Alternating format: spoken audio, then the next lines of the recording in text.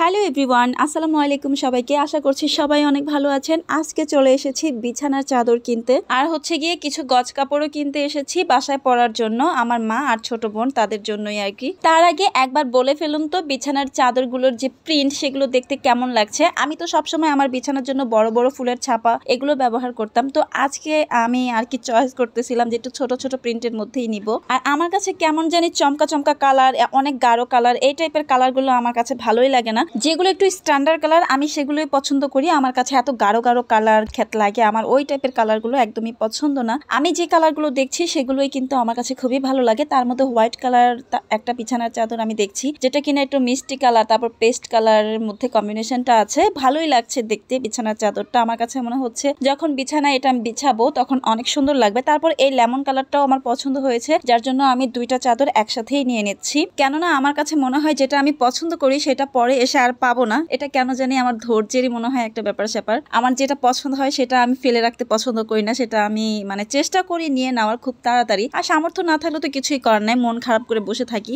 তবে সেটা ট্রাই করি, অনেকদিন পরে হলেও সেটা আমি খুঁজে খুঁজে বের করি, যদি পাই সেটা নিয়ে নেই। এরপর যাই হোক, এখানে বসে অনেকক্ষণ আমরা অপেক্ষা করেছি, কারণ বিছানার চাদরের সাথে যে বালিশের কভার, তারপর কুলবালিশের কভার, সেগুলো বানিয়ে তারপরে নিয়ে এসেছি। এখন চলে যাচ্ছি পর্দার দোকানে। আমি পর্দা কিনতে চাইছিলাম, বাট আমার মনের মতো পাচ্ছিলাম না, যার জন্য ওইখান থেকে সোজা চলে এসেছি গজ কাপড়ের দোকানে। আর গজ কাপড়ের এখানে এসে দেখছি কি সবই চমকা কালার, একদম এত গাঢ় কালার। আমার কাছে কেন জানি একটা কাপড়ও পছন্দ হচ্ছিল না, যেদিকেই তাকাই সবই রঙিন আর রঙিন। এরপর অনেক খোঁজাখুঁজি করার পর আমি এই কাপড়টাই পছন্দ করেছি। আপনারা আমাকে কমেন্ট করে অবশ্যই জানাবেন যে আমি যেটা পছন্দ করেছি সেটা কেমন হয়েছে। আর এটা অবশ্যই আমার মায়ের জন্য, এটার সাথে কিন্তু ওড়না সালোয়ার ম্যাচিং করাই ছিল। এরপর আমার মাও আমাকে অনেক জোরাজোরি করছিল যে আমি কেন নিচ্ছি না। আসলে আমি গজ কাপড় ততটা বাসায় পরার জন্য কিনি না, বাসায় আমার কমফোর্টেবল হয় টি শার্ট গেঞ্জি, এগুলোই আমি অনেক বাসায় পরতে স্বাচ্ছন্দ্য বোধ করি, একেবারেই ফ্রিডম আর কি। এরপর আমার আম্মুর জন্য এখানে যে থ্রি পিসটা আমি নিয়েছি, এখানে ওড়নাটা আর সালোয়ারটা কিন্তু ম্যাচিং করেই দিচ্ছে।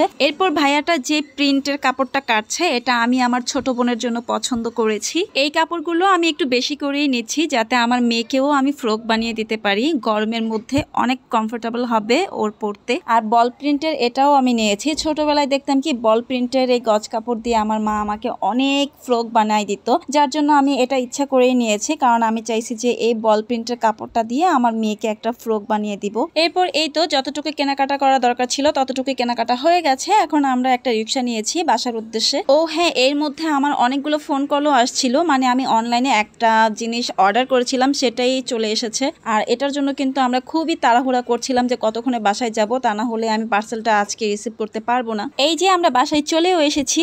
আর ভিডিওটা এই পর্যন্তই ছিল। সবাই ভালো থাকবেন, সুস্থ থাকবেন। আর হ্যাঁ, পার্সেলটা রিসিভ করতে পারিনি।